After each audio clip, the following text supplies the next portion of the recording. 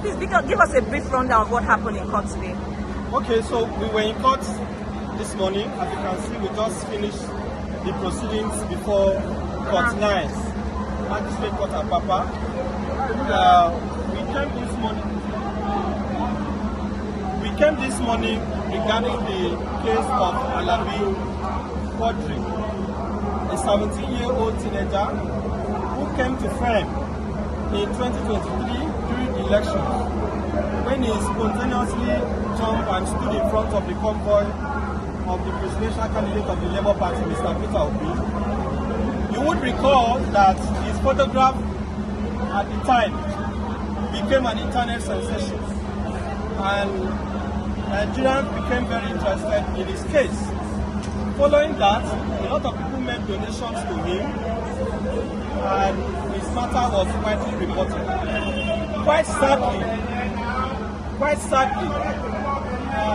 people in the community some people in the community, so-called area boys, felt entitled to be settled in quotes or to be appeased, and they demanded that part of the monies you donated to Quadri be given to them.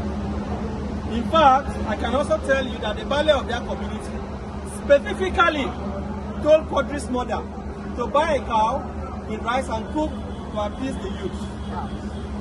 Because they refused to do this family has been continuously witch-hunted since 2023. Let me also place on record that this was the second time that Quadri has been arrested. The first time, the same area boys took him before the same valley of the community, invited police to arrest him.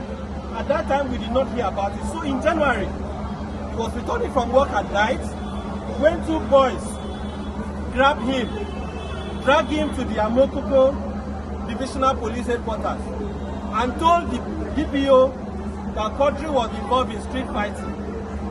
To our greatest dismay, on the 27th of January, the police brought him before the same court to be remanded, only for them to get to court, and they were told that Quadri was being wanted in connection with a case of armed robbery. The family was very shocked by this development. The family had no hand in this, and therefore nobody heard about it until one Hassana brought this matter to please come to this side. Brought this matter to social media X, and our attention was called to it, and the family then briefed me to represent him. This is the mother of Quadri, and this is Hassana, the activist who brought the matter to public attention. We took immediate steps to investigate the matter, and I personally met with Quadri at the Medium Security Correctional Custodial Center, Kirikiri. Interviewed him for over 2 hours, and he made it clear to me that, number one, the other persons who were said to be his casemates are unknown to him, and that he was not involved in any case of armed robbery or any other offense. We therefore took steps to bring the matter to the attention of the DPP. Finally, the Director of Public Prosecutions issued a legal advice, and as you can see today, the court found that Alabi Quadri had no case to answer, he was not involved in armed robbery, and there was no basis for him to be arrested. So Quadri was discharged today and has been set free. He's going to go home in the next few minutes once the magistrate has signed his release warrant. So I want to thank Nigerians who have shown solidarity with Quadri, and I want to state on record that the DPO of Amokoko Divisional Headquarters must immediately be removed. I am calling on behalf of the family that the DPO of Amokoko must be removed immediately, and that even the IPO and other officers who were involved in this very devilish act of framing up a minor for armed robbery must be made to face orderly room trial.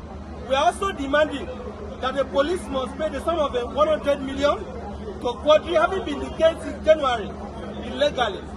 Lastly, We demand a public apology from the Nigerian police. And we ask the Inspector General of Police and the Commissioner of Police, Lagos State Commissioner of Police, to ensure that these measures are taken. Currently, Quadri and the family are under constant threat. We may have to find a way to relocate them from where they are staying because they are not safe. They have been even at that this morning before they came to court. They still went back to threaten them. So this is unacceptable. And that in a nutshell is what transpired today. Are we going to see a prosecution of the boys who reported him to the police? I know you've called for the removal of the police officers, but the people who instigated the arrest. Of course, that is why we are asking. We are going to disclose at least the alliances that we have in the coming minutes. One of them is Lege and Baba Waris. Those are the two area boys in the community. They are known, they are identifiable. We call for their immediate arrest and prosecution. We also ask that the value of their community should be questioned regarding his role in this matter. And those are our simple demands. Those are simple demands. You can see everything was clear in the court. But there was no basis to arrest this boy in the first place. There was no basis. We hear it's the Balogun, not the Bale. Well, can we confirm? That is going to be, clarified. But what I can tell you is that a traditional person in that community, they know him as Bale, hand in what had happened, and we would like him to also answer some questions. But our major target is the DPO, the IPO of Amokuku Divisional Headquarters, and the two area boys that we have mentioned. Let them explain to the worldwide Quadri was arrested in the first place. Okay, how did you discover that Quadri was made by the if you speak out to you? Last month, in February, we organized a football match between Kirikiri Image and Theta Influencers. So we got to know about one guy. That was there.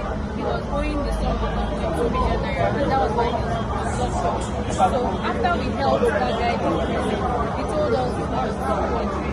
And that was how we here last week.